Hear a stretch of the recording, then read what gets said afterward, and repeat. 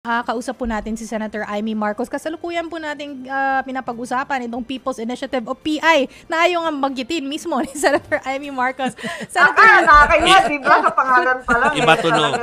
Senator si Chiqui Verhal po ito. So in many interviews, no, including tonight, ay ilang beses kayo nagsabi hindi mo maintindihan ano nangyayari, kung ano na yung nangyayari.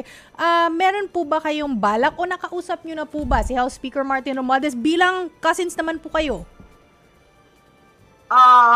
Ako, hindi naman hinahamon. Hindi ko naman siya hinahamon. Nakakatawa nga eh. Hindi, pinapayuhan lang natin, pinagsasabihan. Ako ito, no? Pinagsasabihan ko lang sila. Baka gusto nila pumunta para maiklaro yung nangyayari. At tawa nga akong ng tawa dahil wala naman akong inaaway. Kundi sinasabi ko, Martes pa, no? Ipalabas natin lahat. Yun. At yung mga maanghang nilang salita, hindi ko alam kung saan galing. Natatawa nga kami sa Senado kung bakit ganyan. Pero sana matigil na itong kabulastugan na ito dahil parang loto din yan eh. Alam naman natin yung mga sistemang ganyan. Kung ano yung pandaraya sa loto, siya rin ang panloloko at panlilin lang dito sa PI na to. Iisa lang ang mananalo at hindi ang taong bayan. Mm-hmm. In a press conference po last Friday, no, nagsalita kayo, sabi nyo, definitely yung opisina niya, yung nag-alok ng 20 million pesos kada distrito, definitely nanggagaling sa kanila yung very attenuated timeline na July 9, tapos na ang lahat. So definitely that derived from his office with very clear numbers, identifying the staff members and attorneys involved. May pruweba po kayo nito? Kasi baka sabihin naman yung iba, grabe naman, puro hearsay, puro paratang lang naman yan. May pruweba ba yan?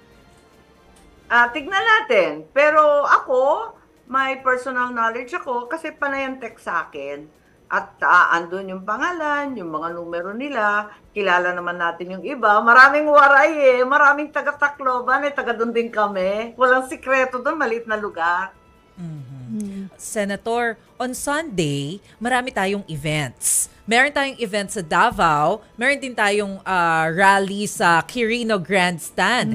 Makikita po ba namin kayo doon? Saan niyo po planong mag-attend? Nako, pinagbawalan ako ng doktor miski saan pumunta kasi naka-medical leave pa ako. 4 na oras akong kinakalkal sa mata, sakit-sakit. Kaya dahan-dahan pa lamang ang paglabas ko. Pero ganun pa man, tingnan natin.